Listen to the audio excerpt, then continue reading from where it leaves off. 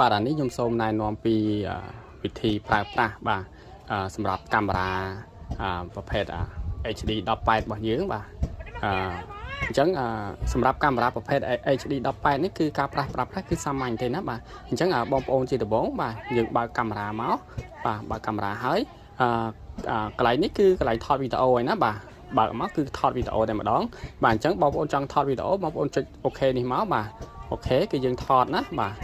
បាទនេះគឺ load play ហ្នឹងបាទនីតិដើរនេះបាទន័យថាកាមេរ៉ាកំពុងតែថតហើយណាបាទអញ្ចឹង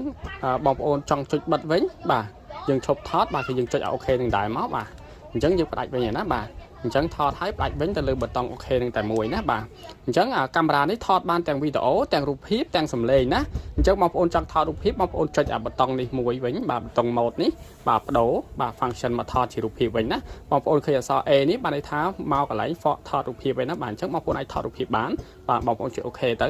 គ្របចឹងមកបាទអញ្ចឹងបានន័យថាថតរូបភាពវិញណាបាទអញ្ចឹងមួយទៀតបាទបងប្អូនអាចថតសម្លេងបានទៀតណាបាទថតសម្លេងបងប្អូន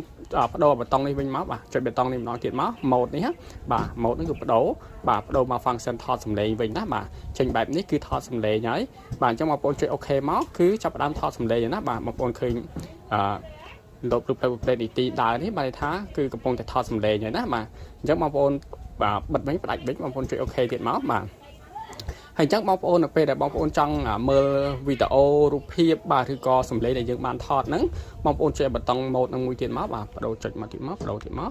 បាទអញ្ចឹងមកដល់បាទកន្លែងដែលបងប្អូនបានថតរូបភាព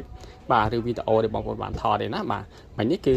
បាទនេះគឺជារូបភាពដែលបងប្អូនបានថតបាទដែលខ្ញុំថតមុននឹងមិញហ្នឹងបាទហើយនេះជាសំឡេងណាបងសំឡេងដែលយើងបានថតមិញហ្នឹងបាទអញ្ចឹងយើង play នឹងបានណាសំឡេងបាទនេះស្ដាប់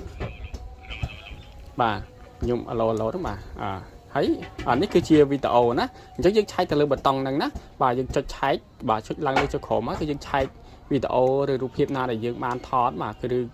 សំឡេងដែលយើងបានថតនៅហ្នឹងណាបាទគឺនៅហ្នឹងទាំងអស់តែម្ដងទាំងរូបភាពវីដេអូនិងសំឡេងដែលយើងបានថតណាបាទអញ្ចឹងអរគុណច្រើនបាទហើយយើងចុចប៊ូតុង mode នេះមួយទៀតមកគឺមកតម្រង់ដើមវិញណាមកតម្រង់ថតវីដេអូវិញណាបាទអញ្ចឹងអរគុណ